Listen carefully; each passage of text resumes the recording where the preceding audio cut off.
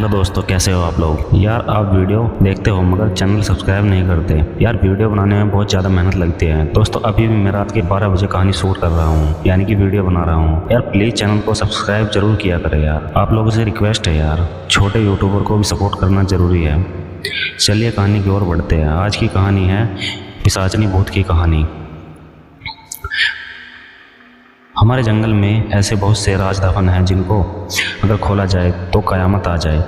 ऐसे कुछ राज चाहकर भी कभी दफन नहीं हो पाते और वो जब बाहर आते हैं तो लोगों का जीना मुश्किल हो जाता है। महाराष्ट्र के पूर्वी प्रदेश जहाँ बहुत घना जंगल है, ये बात वहीं की है। बड़े शहरों में तो समाज काफ़ी सुधर चुका है, लेकिन यहाँ आदिवासी जमात के लोग अब भी पूजा पाठ, बलि देना, ये सब बातों में बहुत यकीन रखते हैं और उनका फ़ायदा लेने वाले उनको इसी में डुबा के रखते हैं। जहाँ शिक्षा और ज्ञान की कमी हो वहाँ फिर और क्या होगा। घने से जंगल में बसा एक गांव उमरिया। यहाँ न डॉक्टर का कोई अता पता है ना कोई ज्ञान का। यहाँ का ज्ञान के सारा बाबा लोगों के पास है। वही लोगों को बहला फुसला कर लूट रहे थे। लेकिन कुछ ऐसा हुआ कि इस गांव में एक के बाद एक मौत होने लगी, या यूँ कहो कि लोग गायब होने लगे। ना कोई खबर और ना कोई पता ठिकाना। घर वालों लापता लोगों को ढूंढते और थक कर उसको भूल भी जाते। ऐसा कुछ चल रहा था उमरिया गांव में। शशि की लड़की बहुत बीमार थी। महीने हो गए वो खटिया से उठ नहीं रही थी। क्या हुआ था ये तो बस वो वैद्य ही जानता था, लेकिन खुल के कभी बोलता नहीं था। घर का जो भी बचा कुचा सब दांव पर लग चुका था, लेकिन शशि की लड़की में कोई बदलाव नहीं आया। वो जैसे अब मरने का इंतजार कर रही थी। एक दिन शशि उसकी बीवी और बेटी वेद के घर गए थे। वेद बोला, शशि तेरी लड़की को कोई भयंकर बीमारी है, मुझे लगता है ये सारे गाँव में फैल जाएगी। तुम दोनों भी दूर रहो इससे, तुम दोनों भी मर जाओगे। ऐसा सुनते ही शशि की बीवी रकमा अपनी बेटी को सीने से लगाकर रोने लगी। शशि को भी अब रोना रोका नहीं जा रहा था। वो मुंह छुपाकर रोने लगा। बेचारा करते भी क्या। वैद्य आगे कहता, मुझे तो लगता है अब कुछ दिन की ही मेहमान है ये, लेकिन ये जल्दी मर जाए तो गांव का कल्याण होगा, वरना ये महामारी फैला देगी। मेरे पास एक दवाई है जो इसको देते ही कुछ ही समय में ये मर जाएगी। तुम भी बचोगे और सारा गांव भी। कहो तो मैं दे दूँ इसको। ऐसा सुनते ही शशि अपनी लड़की को गोद में उठा लेता है। अरे हैवान वेद, तुझे अकल है क्या? मैं खुद अपनी बच्ची को मार दूँ क्या? ये पाप लेकर मैं कैसे जीऊँगा? तू कोई वैद्य नहीं, कसाई है कसाई। इतना बोल के शशि और उसकी बीवी घर की ओर चल दिए। आंखों से बहते आंसू थमने का नाम नहीं ले रहे थे। 12 साल की बच्ची बीमारी से बिल्कुल आदी हो गई थी।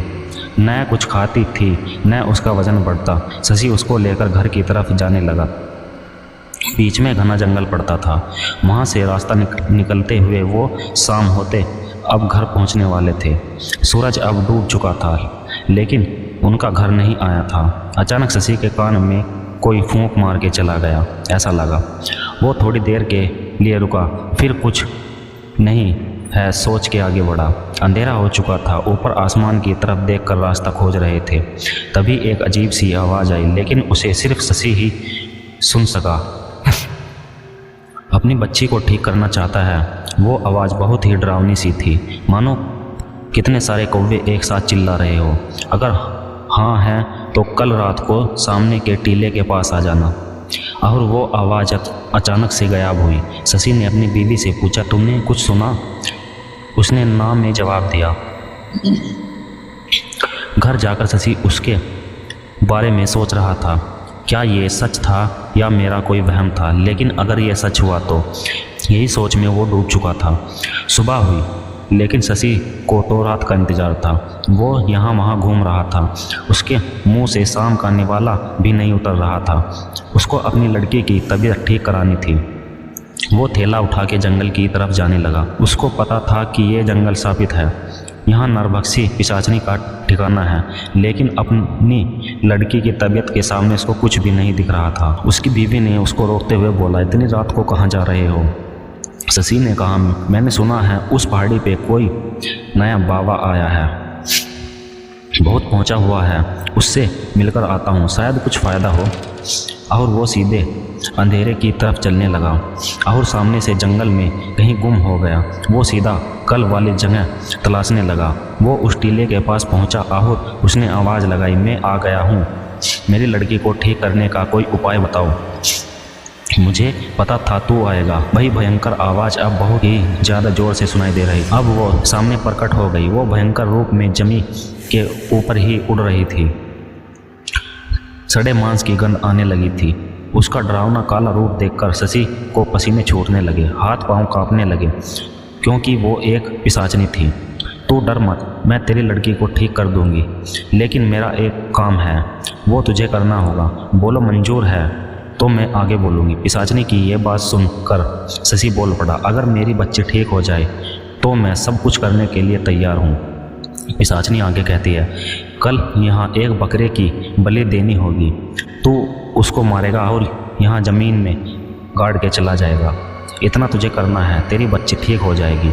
इतनी सी बात है। इसलिए शशि वहाँ से भागता हुआ घर पहुँचता है और दूसरी रात को सब सो जाने के बाद घर का एक बकरा अपने कंधे पे लाद के जंगल में चला जाता है। वहां जाकर उस बकरे की बलि देकर गड्ढे में दफन कर के घर चला आता है। यहाँ घर पहुँचते ही देखकर चौंक जाता है। उसको अपनी आंखों पर यकीन नहीं होता। उसकी लड़की उठकर खाना खा रही होती है। वो ये देखकर खुशी से झूम उठता है। वो भी साथ में बैठकर खाना खाता है। सुबह फिर से शशि उस जंगल में जाकर उस पिशाचनी का शुक्रिया करने का सोचता है। वहाँ पहुँचते ही वो पिशाचनी एकदम से प्रकट होती है। भयंकर मांस के सड़ने की गंध और कौवे का चिल्लाना, आ गया तू, मैंने अपना काम कर दिया, लेकिन अगली अमावस्या को मुझे एक बलि चाहिए यहीं पर, लेकिन इस बार इंसान की। शशि सुन के डर जाता है और हकलाते हुए कहता है, मैं इंसान को नहीं मार सकता, मुझे माफ़ कर दो। सुन शशि, तेरी लड़की मेरी वजह से ठीक हुई है। अगर तू मुझे बलि लाकर नहीं देता है तो मैं तुझे मार दूंगी, या फिर तेरी बच्ची को बलि तो तुझे देनी ही होगी। सोच ले। पिशाचनी चिल्लाकर गायब हो गई। शशि घर आकर सोच में पड़ जाता है। अपनी बच्ची को चलते फिरते देखकर वो अपने सारे गम भूल जाता है। देखते देखते अमावस्या की रात आती है। नरबलि देना कोई खाने का काम नहीं है, ये शशि जानता था। किसी को गांव में खबर न हो, इसलिए गांव में आए एक भिखारी को खाने का लालच देकर वो वहां जंगल में लेके जाता है और कुल्हाड़ी के एक ही घाव में उसको मौत के हवाले कर देता है। वहीं गड्ढा करके उसको गाड़ देता है। इधर वो घर आकर देखता है कि उसकी लड़की एकदम से ठीक हो गई। शशि की ये सब हरकतें उसकी बीवी से छुपी नहीं थी। वो सब जान चुकी थी, लेकिन कुछ बोली नहीं। उसकी लड़की ठीक हो गई थी। उसकी खुशी का ठिकाना नहीं था। लेकिन दिन प्रतिदिन शशि बदल रहा था। सीधा इंसान अब हर अमावस्या को वो इंसानों को मार रहा था। लोगों को शक न हो, इसलिए दूसरे गांव से लोगों को गायब कर रहा था। आसपास के सभी गांव में लोगों के गायब होने का सिलसिला सा चालू हुआ। शशि ऐसे लोगों को मारता था जो समाज के लिए खतरा थे या जो लोग दूसरों को परेशान करते थे। इस वजह से लोग भी जरा शांति से थे कि दुष्ट लोग मर रहे थे, और इधर शशि भी मैं समाज की मदद कर रहा हूँ, इस खुशी में जी रहा था। ऐसे करते महीने और साल बीत गए। अब शशि की लड़की की शादी की उम्र हो चुकी थी। नरभक्षी पिशाचनी को अब हमेशा से नए शिकार को खाने की आदत सी पड़ गई थी। लेकिन जैसे ही शशि की लड़की की शादी की खबर उसको लगी, वो गुस्से से तिलमिला उठी। वो सीधा शशि के घर पहुंची। सब उसको देखकर घर के बाहर निकल गए। उसका भयंकर काला रूप और सड़े मांस की गंध से सबको वहाँ से भगा दिया।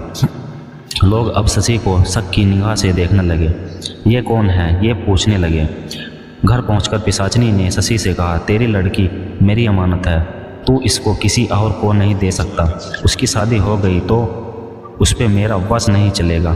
मैं ऐसा नहीं होने दूंगी, उसको मार दूंगी। पिशाचनी को पता था कि अगर शादी हो गई तो शशि उसको शिकार देना बंद कर सकता है। शशि उसके सामने रोता है और लड़की की जान की भीख मांगता है।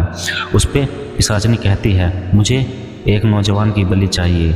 ये जो तेरा जमाई है न होने वाला, उसकी बलि चाहिए। ये अच्छा आदमी नहीं है, उससे तेरी लड़की की शादी मत कर, वो उसको मार डालेगा। मैंने भविष्य देख लिया है। शशि उसकी बातों में आ गया और पूजा करने के बहाने से अपने होने वाले जमाई को जंगल में लेके जाकर कुल्हाड़ी से उस पे वार कर मार डालता है। उसको मरते हुए उस लड़के का बाप देख लेता है। इतने में वो नरभक्षी पिशाचनी वहाँ आ जाती है। शशि, आज तक तूने सभी बुरे लोगों को मारा था, लेकिन सबसे पहले बलि वो भिखारी जो कि बेगुनाह था, और ये तेरा जमाई भी बेगुनाह था। लड़की के प्यार में तू अंधा था और अब तू पाप करके पापी बन गया है। अब तू शैतान बन गया है। हा हा हा। वो शैतानी दर्दनाक हंसी चारों तरफ गूंजने लगी। पीछे से जमाई का बाप शशि पे टूट पड़ता है। ये देख के पिशाचनी जमाई के बाप के शरीर में प्रवेश करती है और शशि को मार डालती है, और शशि के मरने के बाद उसके शरीर से निकल जाती है। ये सब देख के जमाई का बाप कुछ समझ नहीं पाता क्या हुआ, ये सोचता रहता है। वो अब खूनी बन चुका था। अपने लड़के की लाश के पास बैठ के रोने लगता है। तभी पिशाचनी की आवाज़ आती है, तू अपने लड़के को जिंदा देखना चाहता है? अगर हाँ तो शशि की लाश को गड्ढे में डाल के दफन कर दो, और मुझे हर अमावस्या की रात को एक इंसान की बलि ला कर दो। अगर मंजूर है तो बोलो। लड़के का बाप मजबूर हो जाता है। सामने लड़के को मरा देख कर पिशाचनी को हाँ कहता है। उसके हाँ कहते ही लड़का जिंदा हो जाता है। दोस्तों, आपको कहानी कैसी लगी प्लीज़ हमें कमेंट में बताइएगा, और ऐसी ही इंटरेस्टिंग कहानी सुनने के लिए हमारे YouTube चैनल को सब्सक्राइब कीजिएगा। मिलते हैं और एक नई कहानी में, तब तक के लिए धन्यवाद।